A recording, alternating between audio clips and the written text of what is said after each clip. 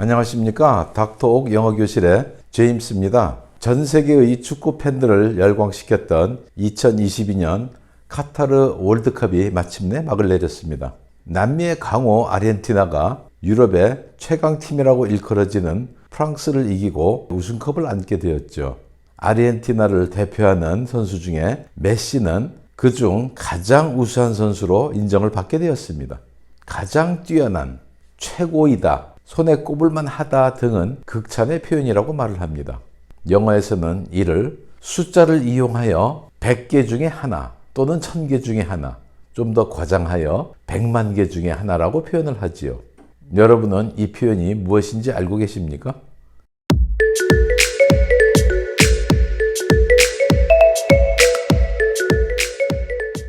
네, 닥터옥 영어교실의 제84화는 숫자라는 주제를 가지고 그 두 번째 이야기를 여러분과 함께 나누어 보고자 합니다. 아직 구독자가 아니신 분들은 빨간색 구독 신청 버튼 꼭 눌러주시고요. 아울러 엄지손가락 좋아요와 응원의 댓글도 함께 달아주시면 대단히 감사하겠습니다. 가장 우수한, 손에 꼽을 만하다, 100년에 한 번 나올까 말까 하는 이런 표현은 영어에서는 100만 개 중에 하나라고 하여 one in a million 이라고 하지요. 메시는 역사상 가장 훌륭한 축구 선수입니다. Messi is one in a million soccer player. Messi is one in a million soccer player 라고 하지요. 특별히 스포츠 분야에서 탁월한 업적을 남긴 선수들, 100년에 한 번 나오는 선수들을 염소라는 의미를 가진 GOAT, Greatest of All Times의 역사상 최고의라는 의미를 갖고 있죠. 누구도 메시가 GOAT가 된 것을 부정할 수 없습니다. No one can deny Messi's GOAT status. No one can deny Messi's GOAT status 라고 말할 수 있지요. 원이라는 숫자가 들어가는 격언 중에 속단하지 마세요 라는 의미를 담은 표현이 있습니다. 추운 날씨가 계속되다가 어느 날 갑자기 제비 한 마리가 날아왔어요. 그것을 보고 여름이 다 되었네 라고 말을 한다면 속단하는 것이죠. 제비 한 마리를 보았다고 여름이 되지 않습니다. One swallow does not make a summer. One swallow does not make a summer 라고 말할 수 있어요. 어떤 일을 완성하는 데는 한 가지 방법만 있는 게 아니죠. 여러 가지 방법을 동원해서 한 가지 목적을 이룰 수가 있습니다. 뭐로 가도 서울만 가면 된다라는 표현을 영어에서는 고양이의 껍질을 벗기는 데는 한 가지 이상의 길이 있습니다 라고 합니다. There is more than one way to skin a cat. There is more than one way to skin a cat 이라고 하지요.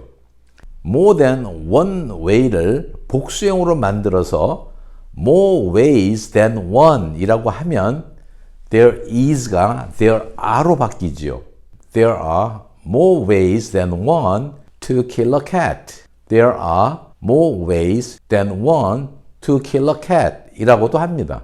지금의 문장에서는 고양이를 죽인다 하여 kill a cat으로 바뀐 것도 우리가 눈여겨볼 부분이죠. to라는 숫자를 이용하여 two wrongs do not make a right. Two wrongs do not make a right 라는 표현이 있습니다. 어떤 손해를 입었거나 악한 일을 당하였는데 그것을 그대로 복수한다고 해서 좋게 되지는 않습니다 라는 의미입니다. 국어에서 말하는 악을 악으로 갚지 마세요. to가 들어가는 격언 중에 우리가 자주 사용하는 것과 정확히 일치하는 표현이 있습니다. 일석이조라는 격언이죠. 돌 하나로 새 두 마리를 잡는다는 의미잖아요. Kill two birds with one stone. Kill two birds with one stone 이라고 얘기를 하죠. 주사위를 던질 때 가장 높은 숫자가 6이거든요. 6과 7 사이는 존재할 수 없는 것이죠. 아무것도 온전치 못하다, 매우 혼란스럽다 하는 표현으로 사용할 수 있습니다. 할로윈 파티를 하는 동안에 그 장소는 뒤죽박죽이 되었어요. During the Halloween party, The place was at sixes and sevens.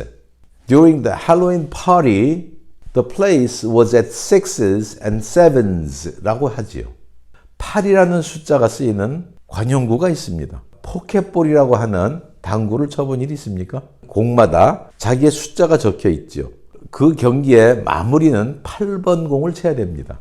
그런데 여러분이 치고자 하는 공이 8번 공 뒤에 있습니다. 굉장히 난처한 상황이 되겠죠? 그리하여서 8번 공 뒤에 있다라는 표현이 등장하죠. Behind the 8th ball, 궁지에 빠지다, 난처한 상황에 처하게 되다라는 뜻입니다. 존은 기말고사에 실패하고 나서 궁지에 빠지게 되었습니다. After failing the final exam, John was behind the 8th ball. 숫자 9, 9은 완전수 10에 이르기 바로 직전이죠. 말로 표현할 수 없을 만큼 매우 기분이 좋은 것을 9번째 구름에 있다라고 얘기를 하여 on cloud 9이라고 합니다. 예를 들어 그들은 우승을 하고 난 뒤에 마치 구름 위를 걷는 것처럼 행복했습니다. They were on cloud 9 after winning the championship. They were on cloud 9 after winning the championship 이라고 말을 하면 됩니다. 길을 가다가 10,000원짜리 지폐를 주었습니다. 옆을 지나던 사람이 그 돈이 자기 것이라고 주장을 한다면 여러분은 어떻게 하시겠습니까? 물론 큰 돈이 아니기 때문에 주운 사람이 임자가 되는 경우가 많지요. 가진 자가 임자이다 라는 표현이 있습니다. Possession is 9 points of the law. Possession is 9 points of the law.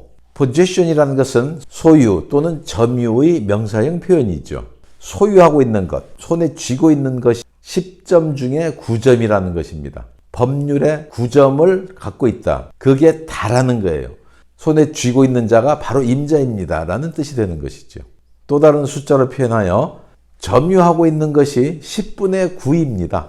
Possession is 9/10 of the law. Possession is 9/10 of the law라고 하지요.